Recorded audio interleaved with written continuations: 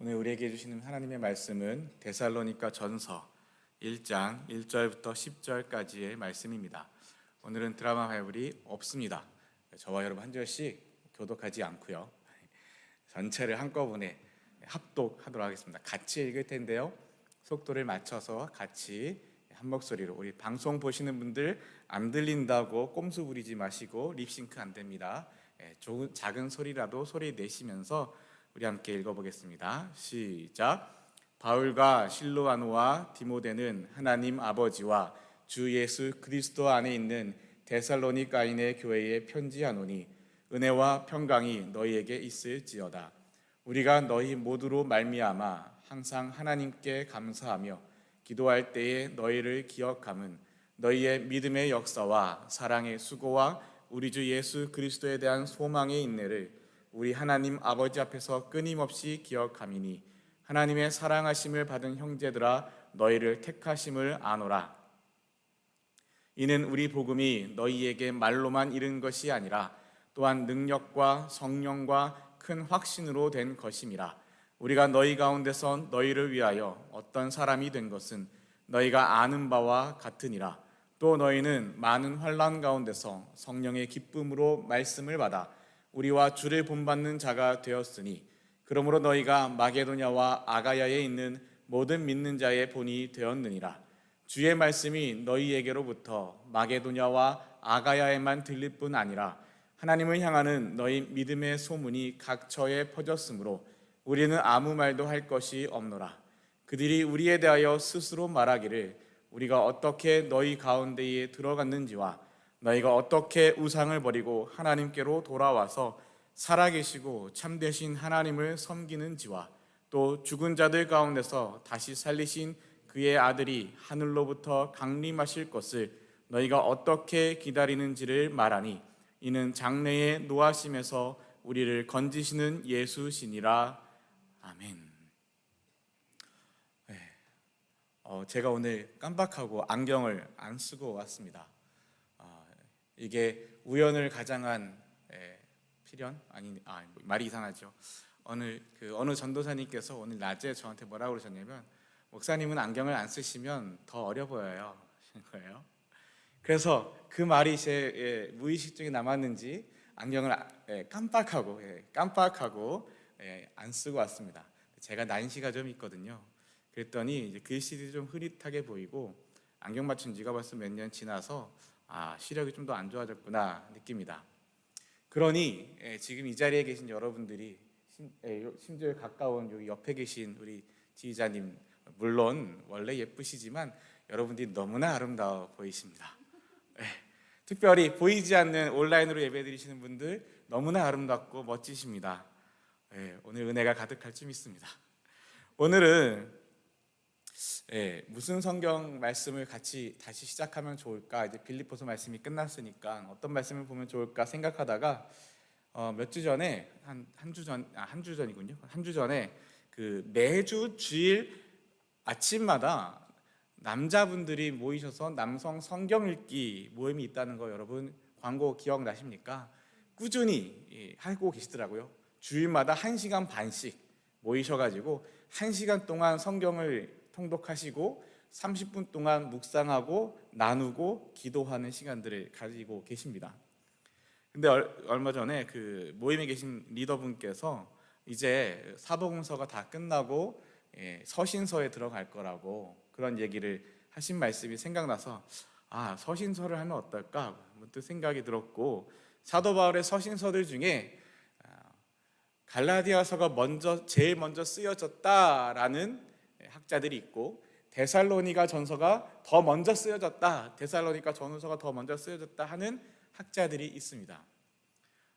그래서 둘 중에 뭘 할까 하다가 데살로니가 전서를 제가 잘 설교를 많이 안 해봤더라고요. 그래서 데살로니가 전서를 가지고 왔습니다. 제가 사람이 좀 약간 괴짜 같아서요, 잘 안 했던 거 하고 싶어 하고 남들이 설교 잘 안 하는 부분 하려고 하고 남들이 설교했던 내용을 좀 이렇게 뒤집어 까서 하는, 참 사람이 참 이상해요.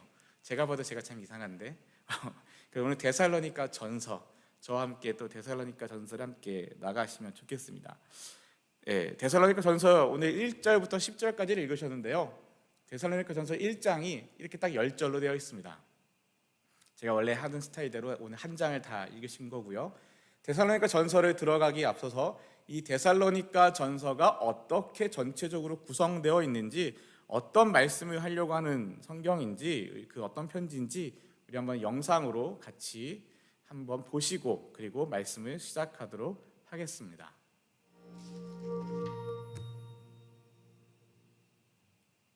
데살로니가 전서.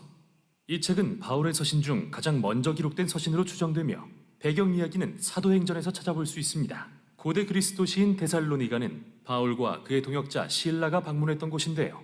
그들이 그곳에서 예수님에 대한 복음을 전한 지 단 한 달 만에 많은 유대인과 그리스인들이 예수님께 충성을 바치게 됩니다. 그래서 그들은 이곳에 최초의 교회 공동체를 개척하게 되었죠. 그런데 문제가 발생했습니다.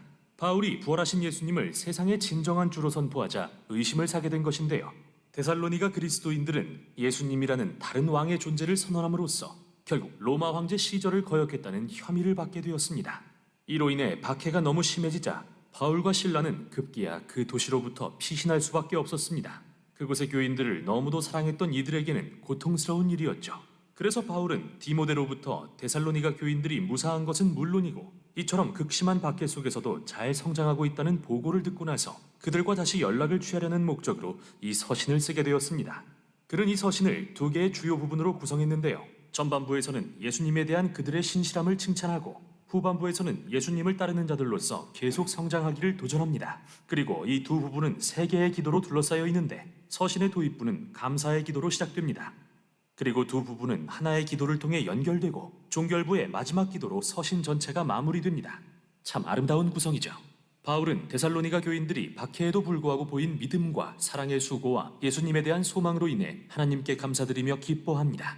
이어서 그는 우상 숭배자여 다신론자였던 그들이 회심한 이야기를 꺼냅니다. 그들의 문화에는 그리스와 로마 신들을 숭배하는 제도와 관습이 삶의 모든 영역에 속속들이 침투해 있었는데요. 바울은 그들이 어떻게 우상들을 버리고 돌아와서 살아계신 참 하나님을 섬기며 이제는 하나님의 아들이 하늘로부터 오실 것을 기다리고 있는지 이야기합니다. 데살로니가 같은 도시에서 창조주이신 이스라엘의 하나님과 왕이신 예수님께 충성하기로 결심하는 것은 이웃으로부터의 소외와 가족의 적대라는 대가를 요구했습니다. 하지만 데살로니가 교인들은 그들을 위해 죽으신 예수님의 놀라운 사랑과 재림에 대한 소망이 그 모든 걸 가치 있게 한다고 믿었죠. 그 후 바울은 데살로니가에서 벌인 사역과 그곳 사람들과 쌓았던 아름다운 우애를 회고하면서 정말 친밀한 은유적 표현을 사용합니다. 그들은 그를 마치 자녀처럼 대했고 그는 그들에게 마치 어머니요 또한 아버지와 같았다고 말이죠. 그는 우리가 하나님의 복음은 물론 우리의 생명까지도 여러분에게 주기를 기뻐한 것은 여러분을 이토록 사랑하기 때문이라고 말하는데요. 여기서 바울은 우리에게 그리스도인 리더십의 본질은 힘과 영향력을 갖는 게 아니라 건강한 인간관계와 겸손한 사랑의 섬김이라는 것을 상기시킵니다. 그는 그들에게 자신이 한 번도 돈을 요구한 적이 없으며 오직 예수님의 이름으로 사랑하고 섬겼다는 것을 기억하라고 합니다. 이어서 바울은 그들이 받는 같은 핍박에 대해 곰곰이 생각합니다. 예수님이 그분의 동족에게 거절받고 죽임당하신 것처럼 지금 바울은 자기 동족 유대인들의 박해에 데살로니가 교인들은 그들의 동족 그리스인들의 적대에 직면하고 있는데요. 바울은 그들이 함께 받는 이 고난이 예수님의 생애와 죽음의 이야기에 동참하는 방법이라는 사실을 알므로써 특별한 위안을 얻게 합니다. 그 후 바울은 데살로니가 교인들이 그와 실라가 피신한 뒤 겪었던 역경에 대해 듣고 나서 고뇌했던 자신의 마음을 나눕니다. 그래서 그는 그들을 지원하고 안부를 확인하기 위해 디모데를 보냈고 돌아온 디모데는 그들이 강건하게 견디고 있다는 기쁜 소식을 전했습니다. 그들은 예수님께 신실했고 하나님과 이웃을 향한 사랑이 가득했으며 바울이 그들을 그리워하는 만큼 그를 간절히 보고 싶어 했죠. 이에 바울은 그들의 인내를 위한 기도로 전반부를 마무리합니다. 이 기도의 멋진 점은 그가 후반부에서 언급할 주제들이 미리 소개된다는 건데요. 그는 하나님께서 그들의 사랑을 풍성하게 하시고 거룩함에 흠이 없게 마음을 굳세게 하시며 왕이신 예수님의 재림에 소망을 두게 해주시기를 기도합니다. 서신의 후반부를 시작하면서 바울은 그들에게 예수님의 가르침에 일치하는 삶을 살라고 권면합니다. 이 말은 무엇보다도 진지하게 거룩함과 성적 순결에 힘쓰라는 의미인데요. 주위의 문란하고 성적으로 유해한 문화와는 달리 그들은 예수님의 가르침을 따라서 서로에게 헌신하는 결혼이라는 언약관계의 안식처에서 성의 아름다움과 능력을 경험해야 합니다. 하나님은 성적인 죄악을 심각하게 여기시며 바울은 그것은 사람들과 그들의 존엄성을 더럽히고 파괴한다고 말하죠. 또한 예수님을 따른다는 것은 다른 사람을 사랑하고 섬기는 헌신을 의미합니다. 바울은 그리스도인은 그 도시에서 정말 열심히 일하는 믿음직한 사람으로 알려져야 한다고 가르치는데요. 이는 단지 돈을 버는 게 아니라 자신의 필요를 채우고 필요에 처한 사람들에게도 너그럽게 베풀 수 있도록 재원을 갖추라는 말입니다. 이후 바울은 데살로니가 교인들이 예수님의 재림에 대한 미래의 소망과 관련해 제기했던 여러 질문에 대해 다룹니다. 최근에 데살로니가 교회의 그리스도인 중 몇 명이 아마도 순교를 당해 죽은 것 같습니다. 그래서 친구들과 가족들이 예수님의 재림 때 그들이 어떻게 되는지 궁금해했죠. 그러자 바울은 상실과 슬픔은 존재하지만 죽음조차 그리스도인들을 예수님의 사랑에서 떼어놓을 수 없다는 것을 분명히 합니다. 그분이 왕으로 다시 오실 때 산 사람과 죽은 사람 모두를 그분께로 부르실 것입니다. 바울은 여기서 아주 멋진 이미지를 사용합니다. 당시 로마에 속한 어떤 도시에 황제가 방문하게 되면 그 도시의 사절단이 나와 황제의 도착을 환영했는데 바울은 일반적으로 이를 묘사하는 단어를 써서 왕이신 예수님의 재림에 적용합니다. 예수님 역시 그분의 백성으로 구성된 사절단의 환영을 받으며 오실 것입니다. 그들은 공중에서 주님을 영접해 이 땅으로 호위할 것이며 그분은 이곳에 정의와 평화의 하나님 나라를 세우실 것입니다. 이제 바울은 바로 이 소망이 예수님을 향한 데살로니가 교인들의 신실함의 동기가 되기를 바랍니다. 그래서 그는 황제가 평화와 안보를 제공한다는 저 유명한 로마의 정치적 선전을 조롱합니다. 당연히 로마의 평화란 폭력, 적들의 노예화, 그리고 군사적 점령이라는 방법을 통해 오는 것이었는데요. 바울은 언젠가 예수님이 왕으로 다시 오시는 날 이러한 불의를 대적하실 거라고 경고합니다. 왕이신 예수님을 따르는 자들은 미래의 그날이 이미 여기 임한 것처럼 현재를 살아야 합니다. 인간의 악이 밤처럼 에워싸고 있을지라도 하나님 나라의 빛이 하늘에서와 같이 이 땅에 동트고 있으니 그들은 정신을 차리고 깨어 있어야 합니다. 바울은 서신을 시작할 때처럼 하나님께서 그들의 삶을 거룩하게 물들이시고 왕이신 예수님이 다시 오실 때까지 구별하여 온전히 헌신되고 흠이 없게 지켜주시기를 소망하는 기도로 이 모든 권면을 마무리합니다. 데살로니가 전서는 맨 처음부터 우리에게 예수님을 왕으로 따르는 것은 진정으로 문화에 역행하는, 즉 거룩한 삶의 방식을 낳는다는 사실을 상기시킵니다. 이는 때때로 사람들의 의심과 이웃과의 갈등을 야기할 것입니다. 그러나 예수님을 따르는 자들은 그러한 적대에 언제나 사랑으로 반응하고 반대에도 은혜와 너그러움으로 맞서야 합니다. 그리고 이러한 삶의 방식의 원동력은 바로 죽음에서 부활하심으로 이미 시작된 예수님의 나라가 장차 오실 거라는 소망입니다. 거룩함, 사랑, 그리고 미래의 소망. 이게 바로 데살로니가 전서가 전하는 내용입니다. 아멘. 네. 데살로니가 전서 이게 어떻게 구성되는지 함께 보셨는데요. 자, 퀴즈입니다. 데살로니가 전서 몇 장까지 있나요? 네, 5장까지 이렇게 있게 됩니다. 데살로니가 전서의 중요한 것들, 거룩, 사랑, 소망, 이런 단어들, 이런 내용들을 또 이렇게 함께 보았는데요. 오늘 여기 데살로니가 전서 시작하기에 앞서서 오늘 영상에서도 나왔지만 사도 바울이 데살로니가 교회를 언제 처음 방문하고 언제 그 교회를 세우게 되냐면 이제 2차 전도 여행 때 사도 바울의 1차 선교 여행, 2차 선교 여행, 3차 선교 여행, 마지막에 로마로 향하는 선교 여행까지 가게 되는데요. 그 2차 선교 여행 당시에 이제 데살로니가라는 지역에 가서 그곳에서 이제 교회를 세우게 됩니다. 그 내용이 데살로니가 전서에는 없고요. 사도행전에 있습니다.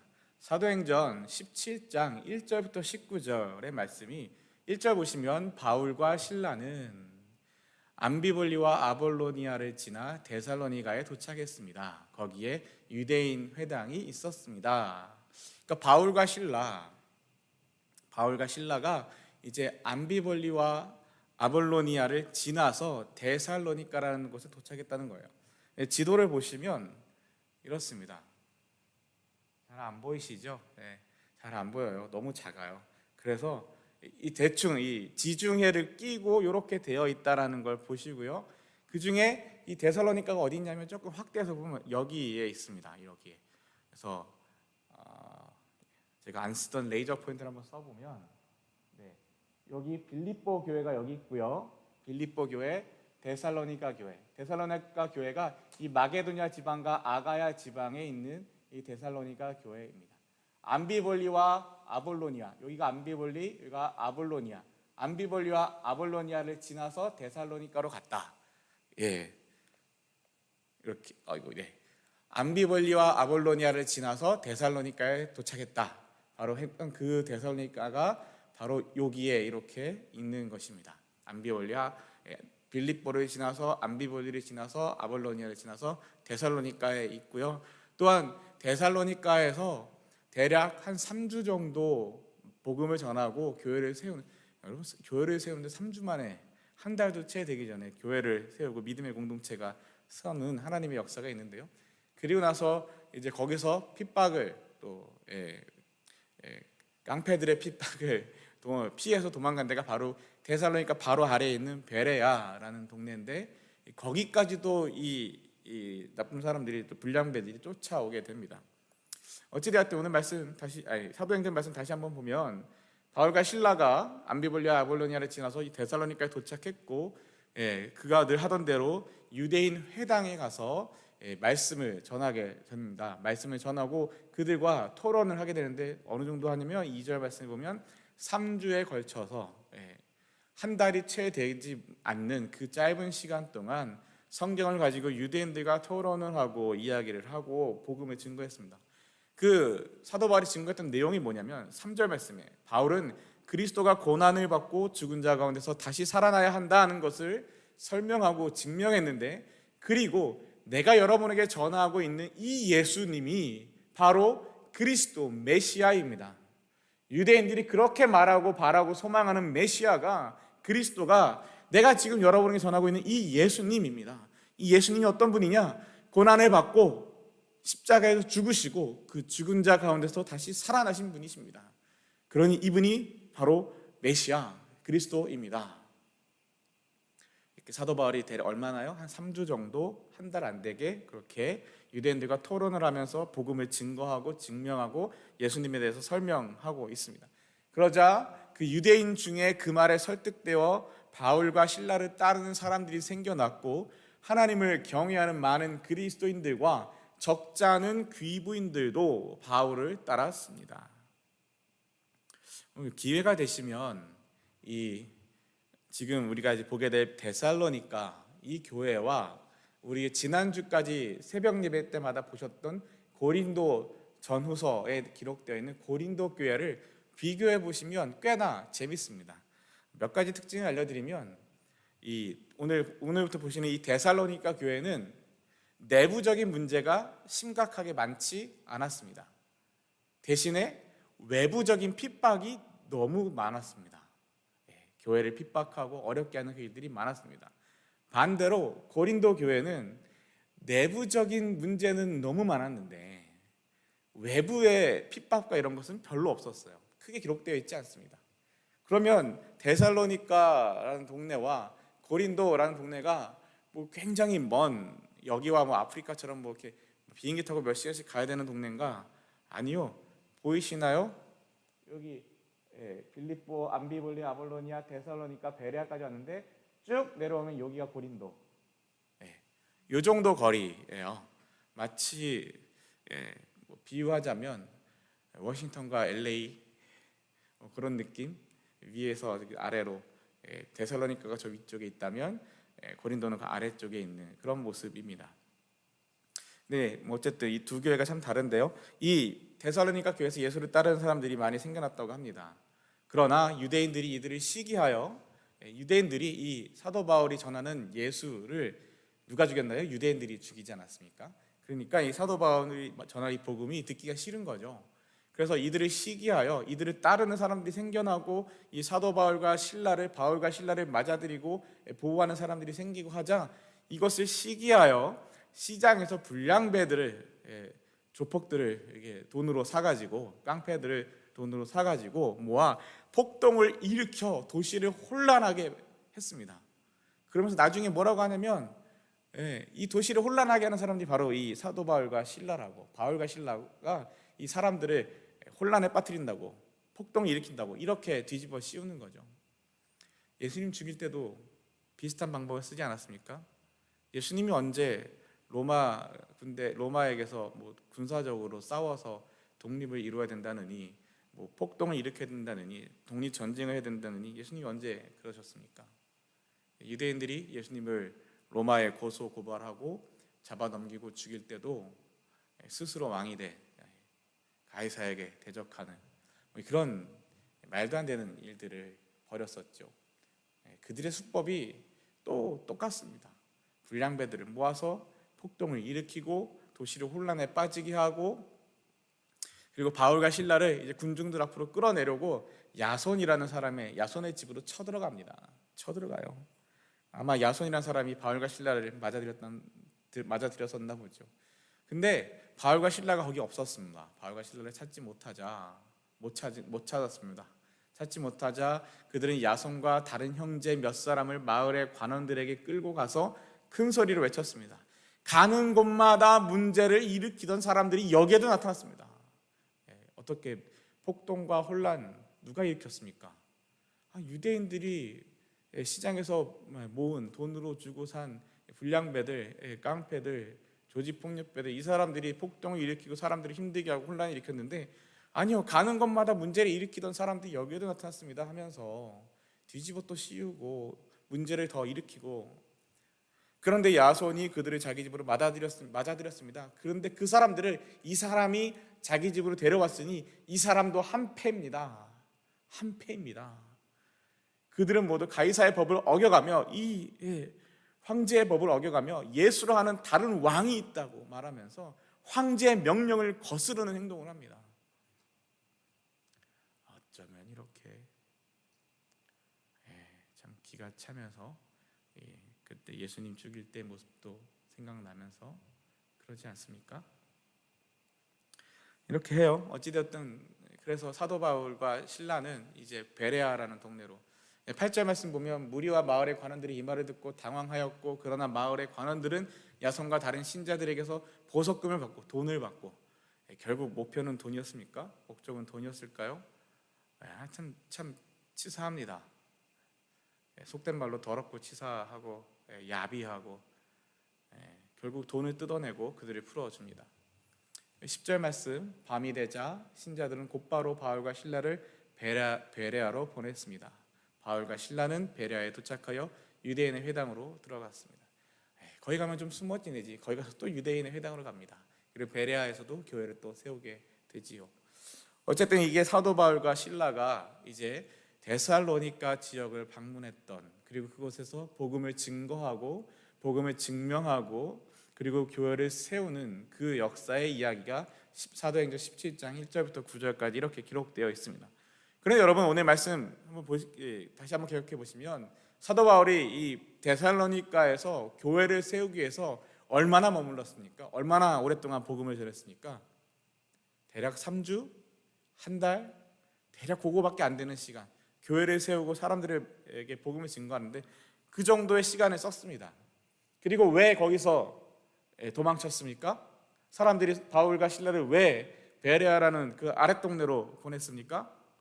핍박이 있어서 그를 잡으려고 하고 그를 모함하고 그를 어렵게 하려는 그 나쁜 사람들, 그 악한 이들의 그 핍박이 있어서, 유대인들의 핍박이 있어서 핍박을 피해서 보낸 것입니다. 핍박을 피해서 보냈어요. 그런데 이 사도 바울과 신라가 이렇게 이후에 이 핍박을 피해서 왔는데 바울의 마음이 불편한 거예요. 불편하죠. 왜냐하면 복음을 전했는데 그리스도의 고난, 그리스도의 죽음, 그리스도의 십자가의 죽으심, 고난받고 죽으시고 부활하시는 예수 그리스도, 그분이 메시아다라고 증거하고 증명하고 그런 복음을 전했는데 자신이 거기서 어떻게 나왔나요? 핍박을 피해서 나왔잖아요. 고난을 피해서 나왔다는 거죠. 그리고 거기서 다른 데서보다 어느 교회에서도 1년 반을 머물면서 말씀을 가르치고 막 그러는데 거기서는 겨우 한 달도 채 안 되는 시간 동안밖에 없었잖아요. 그곳에 어떻게 됐는지, 어떤 상황인지를 너무 마음이 쓰이고 그런 거죠. 사람을 보냅니다. 아마 디모데를 보낸 것 같습니다. 디모데를 보냈는데 그가 그곳에 갔다 와서 전하는 말이, 그 교회, 그 데살로니가 교회들이 사도 바울 선생님이 거기서 얼마 있지 않으셨는데도 불구하고 여전히 핍박과 고난과 어려움이 가득하지만, 그러나 그 와중에서도 여전히 복음을 지키고 복음을 따르고 말씀을 지키고 그런 은혜가 있습니다. 그들이 아직 여전히 복음 위에 굳건하게 서고 있습니다. 그래서 그 말을 듣고 사도 바울이 너무나 감사해서 이 감사의 편지를 보내는 겁니다. 1절 말씀이에요. 오늘 본문 말씀이 1절에 바울과 실로아노와 신라죠. 신라가 실로아노입니다. 바울과 실로아노와 디모데는 하나님 아버지와 주 예수 그리스도의 교회인, 어떤 교회요? 하나님 아버지와 주 예수 그리스도의 교회, 하나님 아버지와 주 예수 그리스도의 복음 가운데 있는 그 교회인 데살로니가 교회에 편지합니다. 하나님의 은혜와 평안이 여러분에게 있기를 빕니다. 우리는 기도할 때마다 여러분을 기억하며, 여러분, 제가 여러분을 겨우 3주 만에, 한 달 만에 여러분 곁에서 떠났지만 여러분을 절대 잊지 않았습니다. 여러분은 늘 기억합니다. 그 여러분을 기억하며 하나님께 감사드리고 있습니다. 여러분이 여전히 고난과 핍박과 어려움이 있지만 그 가운데서도 복음을 지키고 복음 안에 살아내며 말씀을 붙들고 살아간다는 여러분의 소식을 들으니 내가 여러분을 기억하며 기도할 때마다 하나님께 감사드리고 있습니다. 여러분 고맙습니다. 감사합니다. 힘드시죠? 그 와중에서도 예배드리고, 그 와중에서도 기도하고, 그 와중에서도 사람들 다 포기하라고 할 때, 의사도 포기한다고 할 때, 더 이상 길이 없다라고 할 때, 방법이 없다라고 할 때도, 세상 모두가 절망을 이야기할 때도 끝까지 줄을 붙들고 주님 앞에 기도하는 사랑하는 여러분 고맙습니다. 비즈니스가 어려워지고 코로나로, 암으로, 사고로 사랑하는 이들을 먼저 하나님 앞에 보내기도 하고, 믿었던 사람에게 발등을 찍히기도 하고, 하나님은 왜 우리에게 이런 고난과 고통과 어려움을 쉬지 않고 주시는지 숨 돌릴 틈도 없이 계속 밀려오는 삶의 처절한 이야기들과, 사람들 누군가 하는 말처럼 정말 전쟁 같은 하루하루를 치열하게 싸우고 계신 여러분, 그런 와중에서도 하나님이 소망이라고, 예수가 나의 주님이라고 고백하며 함께 예배하는 저와 여러분 감사합니다. 사도 바울이 그런 감사의 인사를 전하고 있는 겁니다. 감사합니다. 얼마나 감사할까요? 진짜 얼마나 사도 바울이 감사했는지, 감사하다는 말이 계속해서 여러 번 또 반복해서 이후에도 나오게 돼요. 데살로니가 전서의 말이죠. 감사합니다. 진짜 고맙습니다. 여러분 힘든 중에서도 잘 버텨줘서 고맙습니다. 그리고 이런 이야기를 합니다. 여러분이 3절 말씀입니다. 여러분이 믿음으로 행한 일들과 사랑으로 행한 수고와 주 예수 그리스도 안에서 굳건히 소망을 지켜가는 모습을 보며 늘 하나님께 감사하고 있습니다. 아멘. 여러분 여기서 믿음과 소망과 사랑이 나오게 됩니다. 여러분 근데 여기서 잘 보셔야 됩니다. 믿음이 뭡니까? 아멘, 믿습니다. 여러분 이게 믿음입니까? 아니요. 오늘 말씀 잘 보십시오. 믿음으로 행한 일들, 믿음은 행함입니다. 믿음은 행함입니다. 행하는 것, 진짜 믿는지 안 믿는지는 내가 믿습니다 아무리 목소리를 높여서 목에 쉰소리 가득하게 쇳소리 가득하게 말하든 아니든 그런 거 상관없이 진짜 내가 믿음이 있느냐 없느냐, 내가 예수를 믿느냐 안 믿느냐, 그것은 마치 데살로니가 교회가 고난과 핍박 가운데서 말씀을 붙들고 예수 그리스도를 구주로 고백하며 행하느냐, 아니면 믿는다 하면서 뒤로 돌아 괜찮아 남들 다 그러고 살아, 사람이 융통성이 있어야지 어떻게 다 그러고 살아 이러느냐.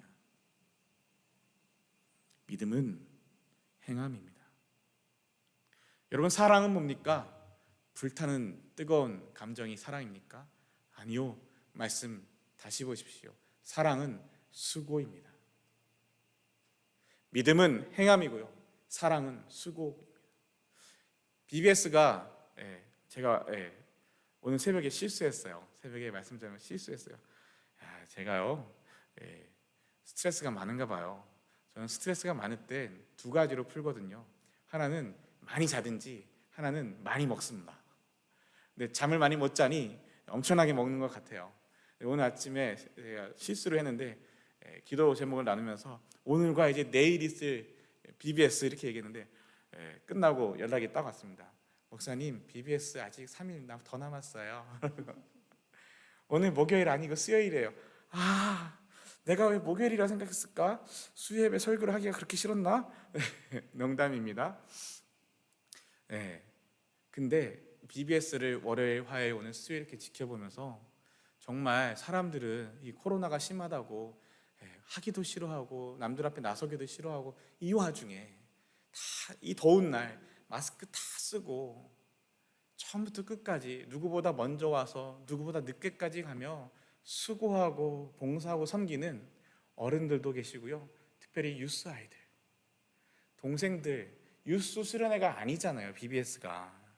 근데 그 어린 동생들, 자기 동생이 아니에요. 자기 동생인 애들도 물론 있겠지만 그냥 그 교회의 어린 아이들 동생들에게 어떻게든지 이 BBS 동안에 말씀을 전하고 같이 하고 싶어가지고 이미 한 달 전부터 준비해 오고 이 BBS 내내 아이들보다 1시간 먼저 와서 기도하고 미팅하고 또 더 으쌰으쌰하고 앞에서 춤을 추고 옆에서 찬양하고 박수를 치고 아이들과 함께 댄스를 하고 게임도 하고 막 기도도 하고 애들 손 붙잡고 기도하고 밥도 챙겨 먹이고 온몸이 땀에 젖도록 뛰어다닙니다. 마스크 한 번 벗지 않으면서 입안에 물이 흥건하게, 마스크 안에 물이 흥건하게 땀이 젖을 동안 그렇게 뛰어다니고 자기들은 제대로 밥도 챙겨 먹지 못합니다. 아이들 먼저 다 먹이고 그리고 나서 그제서야 자기 밥 부랴부랴 막 쑤셔 넣듯이 막 이렇게 전투적으로 먹습니다. 그런 아이들, 그런 뉴스 아이들을 볼 때 여러분, 사랑은 정말 수고입니다. 사랑은요, 내가 널 사랑해 말하는 게 사랑이 아니에요.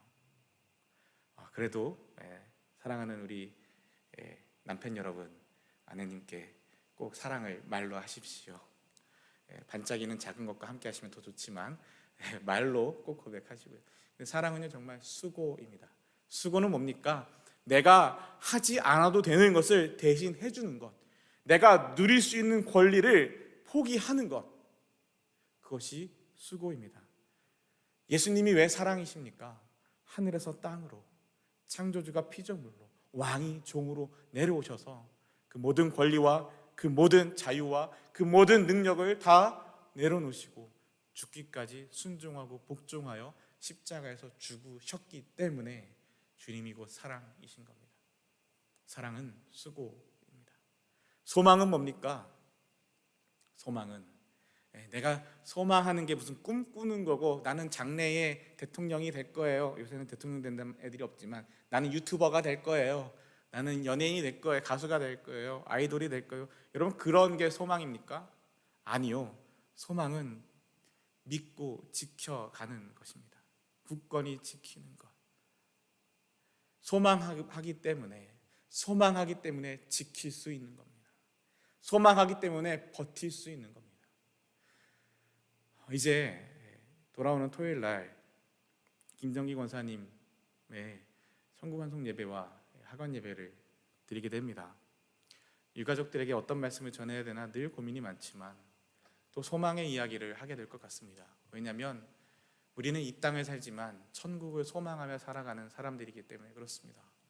천국을 소망하며 살아간다는 건 이 땅의 삶 가운데 하늘의 하나님을 바라보며 이 땅을 버티고 견디고 우리의 믿음을, 신앙을 지켜가는 것. 왜요? 하나님 우리의 소망이시기 때문에 굳건히 소망을 지켜가는 것. 믿음, 소망, 사랑, 여기에 이렇게 사도 바울이 기록하고 있습니다. 그러한 모습들이 있는 데살로니가 교회 여러분 때문에 사도 바울이 또 인사합니다. 고맙습니다. 감사합니다. 고맙습니다. 형제 여러분, 우리는 하나님께서 여러분을 사랑하셔서 그분의 백성으로 삼으신 것을 알고 있습니다. 하나님의 사랑을 또한 이야기하고요. 5절 말씀에 또 이렇게 이야기해요. 우리는 복음을 말로만 전하지 않고 하나님의 능력과 성령과 큰 믿음 가운데서 전했습니다. 그러면서 여러분과 함께 있을 때 우리의 생활이 어떠했는지 여러분이 아실 것입니다. 그 그것은 여러분들을 위해 그렇게 한 것입니다. 우리는 복음을 말로만 전하지 않았습니다. 하나님의 능력과 성령과 큰 믿음 가운데서 전했습니다. 여러분과 함께 있을 때 우리의 생활이 어떠했는지, 우리의 생활이 정말 복음을 증거하는 삶이었는지, 아니면 말은 복음을 전하고, 말은 하나님의 능력을 이야기하고, 말은 성령을 이야기하고, 말은 믿음을 떠들어대지만 실제 우리의 생활은 하나님의 능력과도 상관없고 성령과도 상관없고 믿음에서 전혀 상관없는 그저 말뿐인 허황된 복음을 떠들고 있는 거짓 사도처럼 생활했는지 여러분이 아시지 않습니까? 다시 이 말씀을 정리해 보면 복음은 말이 아니라 삶입니다. 삶. 우리의 살아가는 그 삶 말이죠. 복음은 삶입니다. 앞서서 믿음은 행함이고, 사랑은 수고고, 소망은 지키고 버티는 것이고, 복음은 삶입니다. 사도 바울이 귀한 이야기들을 나누고 계세요. 복음은 삶입니다. 우리의 삶이, 우리가 어떤 복음을 믿는지 우리의 삶이 다 증거하고 있습니다. 모를 것 같죠? 남들 다 모를 것 같죠? 내가 뒤에서 이렇게 하는 거 아무도 못 봤으니까 아무도 모를 것 같죠? 다 압니다. 알아요. 하나님이 아시고요, 옆 사람도 알고요, 다 압니다. 복음은 삶이기 때문에 그렇습니다. 이제 본격적으로 이야기를 한 번 더 하게 되는데 6절 말씀입니다. 여러분도 이제 우리처럼 주님을 본받는 자가 되었습니다. 이 데살로니가 교회에게 사도 바울이 이야기하는 것, 여러분이 이제 우리처럼 주님을 본받는 자가 되었습니다. 우리가 누구요? 사도 바울과 실라와 디모데와 같이 사도 바울의 선교팀, 여러분 이 사람들이 어떠했습니까? 맨날 쫓겨나고, 맨날 구박당하고, 맨날 매맞고, 맨날 핍박당하고 고난당하는 삶을 살지 않았습니까? 그러면서 그 와중에 계속해서 때를 얻든지 못 얻든지 복음을 전하기 위해서 여기 가서 또 복음 전하고, 여기서 또 두들겨 맞으면 저쪽 가서 복음 전하고, 여기서 핍박받으면 또 절로 도망가서 저기서 또 복음 전하고, 그쯤 하면 됐는데 라고 생각이 들 정도로 끝까지 복음을 전하지 않습니까? 그런데 이 데살로니가 교회의 교인들에게 사도 바울이 이렇게 이야기합니다. 여러분도 우리처럼 주님을 본받는 자가 되었습니다. 근데 그러면서 또 이 주님을 뭘 본받았길래 주님을 본받는 건가? 6절 말씀에 고난을 받는 중에도 성령이 주는 기쁨을 통해 세상이 주는 기쁨과 만족과 쾌락과 즐거움이 아니라, 고난을 받는 중에도 세상은 알 수도 없는, 줄 수도 없는 하나님의 평화, 성령이 주는 그 기쁨을 통하여 주님의 말씀을 놓치지 않았기 때문에 그것이 주님을 본받는 것이라고 이야기하고 있습니다. 예수를 본받는 것, 사도 바울과 실라와 디모데처럼 우리를 본받는 것, 주님을 본받는 자가 되었다는 것, 바로 고난 중에도 말씀을 놓치지 않는 것. 7절에 이야기합니다. 여러분은 마게도니아와 아가야 지역에 있는 사는 성도들에게 모범이 되고 있습니다. 사랑하는 교회 여러분, 주님을 본받길 원하십니까? 진짜로 주님을 본받길 원하십니까? 저는 그제 주일에도 말씀드렸던 것 같은데, 주님의 무엇을 본받고 싶으십니까? 5천 명을 먹이는 그 능력이요? 그 능력 내가 받아서 나는 어떻게 할 건데요? 5천 명분을 만들어서 나 혼자 다 먹겠다고 하지 않겠습니까? 병든 사람들을 살려내는 그 능력이요? 그 능력, 그 권능, 내가 그 권능 본받아서 어떻게 하시겠습니까? 정말 예수님처럼 힘들고 어렵고 의사를 찾아갈 돈도 없는 가난하고 냄새나고 더러운 사람들, 세상에서 무시받는 사람들 찾아다니면서 고치시고 치유하시겠습니까? 아니면 그 능력 받아서 큰 대형 병원 차려가지고 돈을 싹쓸이 하시겠습니까? 주님 본받는다는 게 뭘까요? 주님의 십자가를 본받는 게 진짜 주님을 본받는 겁니다. 주님도 말씀하시지 않았습니까? 너희가 나를 따라오려거든 누구든지 나를 따라오려거든 자기 십자가를 지고 나를 따를 것이다. 십자가 죽음 없이 부활이 없고 고난 없이 은혜가 없습니다. 주님을 본받는 자가 됐답니다. 데살로니가 교회가 고난과 핍박 중에서도 말씀을 놓치지 않는 것, 그리고 그것이 마게도니아와 아가야 지역에 사는 성도들에게 모범이 되었다고 합니다. 저희 둘째가 딸인데요, 이름은 에스더입니다. 에스더, 라스네임이 뭔지는 비밀인데 이름은 에스더예요. 에스더가 좋아하는 게 여러 가지가 있고 하지만 BTS를 그렇게 좋아합니다. BTS를 그렇게 좋아하고 남자에 대한 기준이 BTS예요. 더군다나 그 중에 정국이라고 있습니다. 꽤나 세상적으로 생긴 애예요. 어느 선교사님이 그렇게 얘기하셨거든요. 잘생겼다고 말하지 말아라. 예쁘게 생겼다고 말하지 말아라. 세상적으로 생겼다고 말해라. 굉장히 세상적으로 생기는데 이 정국이가 자기의 남자에 대한 기준이다 보니까 제가 볼 때 상당히 괜찮은 남자애들이 옆에 있는데 다 못생겼다는 거예요. 다 못생겼다는 거예요. 아빠는 어때? 그랬더니 2초간의 침묵이 흐른 후에 아빠 잘생겼어. 네, 2초간의 그 침묵이 2년과 같은 어려움이 있었는데요. 어쨌든 우리 아이들이 무엇을 바라보며 무엇을 모범으로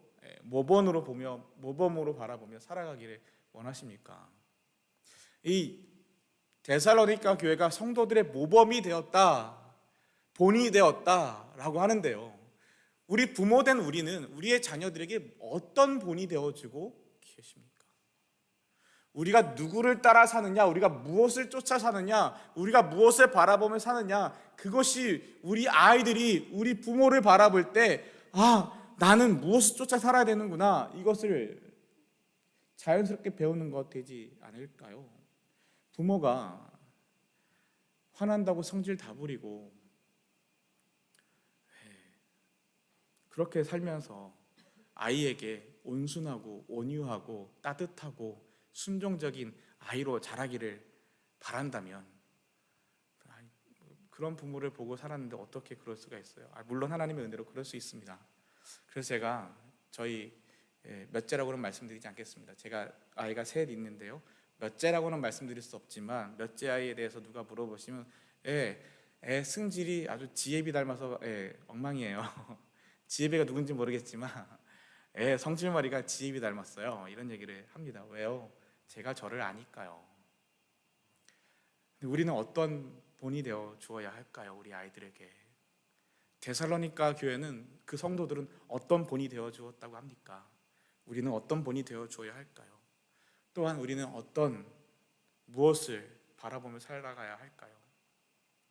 아까 믿음은 행함이라 하지 않았습니까? 사랑은 수고라고 했고 소망은 바라고 지키고 붙드는 것이라고 말씀드렸습니다. 그리고 복음은 사는 것, 삶이다 라고 말씀드렸습니다. 그러면 우리가 무엇을 믿고 바라고 소망하며 살아가는지는 우리가 어디에 얼마나 많은 시간을 쓰는지, 우리의 삶이 어떻게 결정하고 선택하고 나아가는지, 그리고 어떤 것을 하는지 어떤 것을 하지 않는지, 하지 않는 것 또한 선택입니다. 그것 또한 행함입니다. 그런 것들에 따라 우리 아이들이 우리를 보고, 이 BBS를 지나면서 우리 아이들이 그 유스, 중학교, 고등학교 몇 살 차이 안 나는 아이들도 있어요. 그 형, 누나, 오빠, 언니들을 바라보면서 정말 복음 안에서, 예수 안에서, 교회 안에서 정말 이 BBS를 통해 말씀 잔치, 하나님의 그 은혜를 나누는 그 선배들을 보면서 얼마나 좋은 영향력을 받을까, 선한 영향력을 받을까, 얼마나 좋은 본을 보게 될까, 저는 참 감사하고 있습니다. 시간이 많이 지나서 훅훅 넘어가다 보면 여러분을 통해 주님의 말씀이 마게도니아와 아가야 온 지방으로 퍼졌고 여러분의 믿음도 그 모든 지역에 퍼졌습니다. 여러분이 그렇게 예수를 믿는, 어려움과 힘듦과 핍박 속에서도 예수를 믿는 그 모습이, 그리고 여러분이 믿는 그 예수 그리스도의 복음이 온 지방에 퍼지게 되었고 여러분의 믿음도 퍼졌습니다 라고 이야기하고 있습니다. 그리고 또 우리가 여러분을 방문했을 때 여러분이 우리에게 잘 대해준 것과 우상을 버리고 살아계신 하나님을 믿게 된 것, 이 데살로니가 교회가 사도 바울이 전한 이 복음으로 회심한 사건, 우상을 버리고 하나님을 섬기는 것. 복음은 삶이라 하지 않았습니까? 내가 믿습니다 하고 여전히 우상을 섬기는 건 믿는 게 아닙니다. 여러분이 예수를 믿는다 하신다면 이제 여러분이 믿고 소망하고 의지했던 것들을 내려놓고 주님을 의지하는 은혜가 있기를 바랍니다. 섬기던 우상을 버리고 살아계신 하나님을 믿게 된 것, 그들의 회심, 또한 그들이 하나님의 아들이 다시 오시기를 고대하고 있고, 또한 그 아들을 하나님께서 그 아들을 다시 살리셨고, 그 아들 예수님은 하나님의 노여운 심판에서 우리를 구해 주실 것입니다 라고 사도 바울이 그들에게 격려하며, 그분은 반드시 다시 오십니다 라고 또한 격려하고 소망의 이야기들을 함께 나누고 있는 모습들을 데살로니가 1장에서 우리가 이렇게 살펴보았습니다. 사랑하는 저와 여러분, 여러 가지 데살로니가 교회의 이야기들을 오늘 서론처럼 말씀을 드렸는데 하나만 기억하십시오. 이 중에 하나만이라도 기억하십시오. 믿음은 행함이다, 이것만 기억하셔도 괜찮습니다. 사랑은 수고다, 이것만 기억하셔도 괜찮습니다. 소망은 견디는 것이다, 이것만 기억하셔도 괜찮고요. 복음은 사는 것이다, 이것만 기억하셔도 괜찮고요. 그럼 한 가지 더 기억하시면 좋은 건 데살로니가 교회 교인들이 보여주었던 그 모범 성도들의 삶의 모습은 핍박과 환난과 고난 속에서도 말씀을 포기하지 않고 붙들고 하나님 앞에 나아가는 것, 그것이 다른 많은 지역의 본이 되었다, 모범이 되었다, 이렇게 이야기하고 있습니다. 우리가 그런 하나님의 사람들 되면 좋겠습니다. 우리 평안교회가 그런 교회 되면 좋겠고요. 함께 예배드리시는 여러분들이 그런 하나님의 사람들 되셨으면 좋겠고, 또한 저도 그런 하나님의 사람이 되기를 소망합니다. 우리 시간 이 말씀을 기억하고 함께 기도하실 때 하나님 정말 그 은혜가 있게 하여 주시옵소서. 정말 그 은혜가 있게 하여 주시고 이 말씀 붙들고 사는 하나님의 사람, 말씀 안에 사는 하나님의 사람, 정말 믿음과 소망과 사랑 그리고 삶으로 살아내는 복음, 정말 그 은혜가, 정말 하나님의 안에 사는 그 은혜가 나에게, 우리 교회에, 우리의 가정에 하나님 함께하여 주시옵소서. 그리하여 주님의 복음을 살아내는 정말 복음의 증인으로 살아가게 하여 주시옵소서. 우리 함께 소망하며 기도하겠습니다. 사랑의 하나님, 이 시간 주님 앞에 간절히 소망하며 기도합니다. 하나님, 정말 이 시간 하나님의 말씀 붙들고 이 데살로니가 교회, 고난과 핍박과 어려움 속에 있는 이 교회, 하나님, 그러나 정말 하나님의 그 참 진리 복음을 듣고 난 이후에 하나님 정말 여전히 계속되는 핍박과 여전히 계속되는 고난 속에서도 하나님의 그 말씀을 붙들고 하나님의 그 믿음을 붙들고 소망을 품으며 정말 사랑의 수고를 기꺼이 감내하며 정말 복음을 삶으로 살아냈던 이 데살로니가 교회의 모습들을 함께 보았습니다. 하나님, 우리도 그렇게 살고 싶습니다. 하나님, 우리 교회가 그런 교회가 되게 하여 주시옵소서. 데살로니가 교회가 받는 그 축복과 하나님 그 감사와 그 격려와 하나님 그 모든 은혜가 하나님 사랑하는 우리 평안교회에도 그런 은혜가 있게 하시고 그런 축복이 있게 하여 주시옵소서. 정말 힘들고 어려운 일이 없을 수 없답니다. 정말 고난과 핍박이 없을 수 없답니다. 하나님, 그러나 그 가운데서도 믿음으로, 하나님 사랑으로, 소망으로 하나님 복음을 지켜나가는, 복음을 증명하며 살아나가는 하나님의 교회 되게 하여 주시고, 우리의 가정이, 우리의 자녀들이, 하나님 우리의 귀한 순이, 우리의 믿음의 공동체가 정말 주님 안에서 하나님 앞에 기쁨이 되는 귀하고 복된 가정, 귀하고 복된 자녀, 귀하고 복된 믿음의 공동체 되게 하여 주시옵소서. 우리 한 가지만 더 기도할 텐데요. 긴급 중보 기도가 있습니다. 내일 새벽부터 기도 제목이 될 텐데, 손다윤 어린이, 우리 다윤 어린이가 아닙니다. 23살 자매인데요. 손정수 집사님과 안태희 집사님의 딸입니다. 현재 뉴욕에 거주하고 있는데요. 대략 5년 전쯤에 신장 이식 수술을 받았던 자매입니다. 그런데 두 달여쯤 전에 코로나에 걸려서 많이 힘들고 어려워하고 병원에 실려가고 했던 이야기를 듣고 함께 기도했었습니다. 치료를 받고 많이 괜찮아졌나 했는데 이 아이가, 이 딸이 부모가 걱정할까봐 말도 못하고 그냥 혼자 그 모든 아픔을 다 견뎌내고 있었는데 얼마나 많이 심각해졌냐면 이식받았던 그 신장에 염증이 생기면서 신장 기능의 3분의 1을 잃었다고 합니다. 그리고 그 치료하기 위해서 현재 약물 치료 중인데 약물의 부작용으로 인해서 크레아티닌이라는 그 성분의 수치가 많이 올라갔고 이 수치가 떨어지지 않으면 다시 투석을 해야 하는 어려움에 처하게 된다고 합니다. 현재 뉴욕에서 혼자 지내고 있으면서 병원에 실려갔다 퇴원했다 입원했다 퇴원했다를 반복하고 있습니다. 우리 시간 함께 기도하실 때 손다윤입니다. 손다윤 어린이 죄송합니다. 손다윤 자매 귀한 손다윤 자매, 하나님께서 이 자매의 생명을 붙잡아 주시고 이 자매의 아픔을 하나님께서 위로해 주시고 뉴욕에 비록 혼자 있지만 외롭지 않도록 하나님이 그 자리에 함께하여 주시고 그 손을 붙잡아 주시고 하나님께서 치료하여 주시고 하나님께서 소망이 되어 주시옵소서. 하나님께서 회복시켜 주시옵소서. 정말 하나님의 은혜를 하나님의 살아계심을 보여주시옵소서. 우리 손다윤 자매를 위하여 우리 한 목소리로 함께 기도하겠습니다. 사랑의 하나님, 이 시간 주님의 귀한 딸 손다윤 자매를 위하여 하나님의 딸 손다윤 자매를 위하여 하나님을 기도하며 나아갑니다. 하나님 정말 하나님 지금 현재 뉴욕에서 혼자 지내며 정말 그 모든 육신의 어려움과 아픔을 혼자 견뎌내고 버텨내고 있습니다. 하나님 정말 이식했던 신장의 3분의 1의 그 기능을 잃어버리고 정말 하나님 정말 그 아픔과 죽음의 공포 가운데서 하나님 치료를 받고 있는데 하나님 그 치료의 부작용으로 인해서 하나님 정말 그 수치들이 올라가고 하나님 그 악화된 수치로 인하여서 하나님 그 떨어지지 않으면 하나님 다시 신장 투석을 해야 되는 정말 힘들고 어려운 하나님 그 힘들고 어려운 상황 가운데 있습니다. 정말 하나님의 은혜를 구합니다. 하나님의 은혜를 구합니다. 정말 하나님 그 자리에 함께하여 주시옵소서. 하나님 다윤이가 하나님 외롭지 않도록 하나님이 그 자리에 함께하여 주시고 그 손을 붙잡아 주시옵소서. 하나님 그 자매의 손을 하나님께서 붙들어 주셔서 하나님 내가 너와 함께한다고 너는 결코 혼자가 아니라고 하나님 그 마음을 위로하시며 하나님 그 하나님의 품으로 품어 주시옵소서. 하나님 또한 소망하며 기도합니다. 하나님 정말 힘들고 어려운 그 상황 가운데 있는 다윤이의 그 모든 육신의 상황을 하나님께서 하시오니 하나님께서 치료하여 주시옵소서. 하나님께서 회복시켜 주시옵소서. 하나님께서 능력을 베풀어 주시옵소서. 하나님의 능력의 오른손으로 그 아이를 만지사 하나님께서 일으켜 주시고 세워 주시고 살려내어 주셔서 하나님이 살아계심을 보여주시며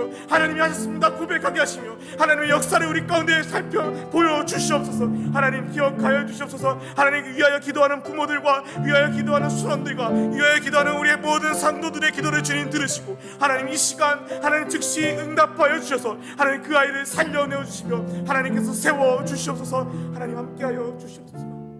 우리 함께 찬양하겠습니다. 환난과 핍박 중에도 성도는 신앙 지켰네.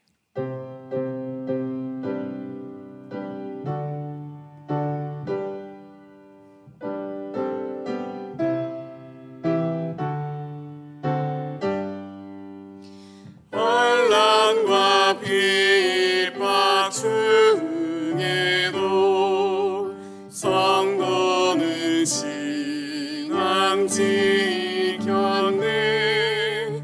이 신앙 생각할 때에 기쁨이 충만하도다. 성도의 신앙 따라서 죽도록 충성하겠네.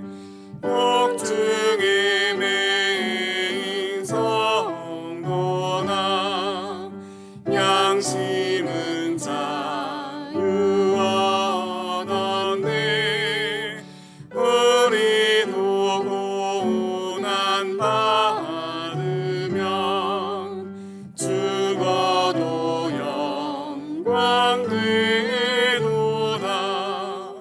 성도의 신앙 따라서 죽도록 충성하겠네. 성도의 신앙 본받아 원수도 사랑하겠네. 인자한 언어의 행실로 이 신앙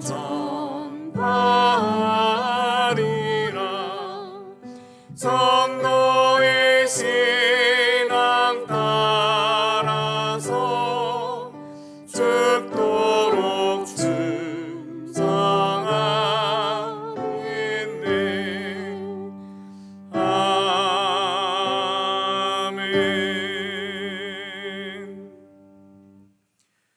이제는 우리 주 예수 그리스도의 은혜와 하나님 아버지의 극진하신 사랑과 성령의 감화 감동 교제 교통하심의 역사가 힘들고 어렵고 고난과 핍박이 있고 배고픔과 굶주림이 있고 병과 암과 사고의 어려움이 있을지라도 하나님이 나의 하나님이십니다. 주님이 나의 구주이십니다. 고백하며 세상 다 그렇게 살지라도 나는 주님 말씀 안에 살겠습니다. 고백하며 믿음과 소망과 사랑으로 복음의 삶을 살아내기로 작정하는 한 사람 한 사람 머리 위에 그 가정과 그 일터와 사랑하는 우리 평안교회 위에 이제로부터 영원히 함께 하시기를 간절히 축원하옵나이다. 아멘.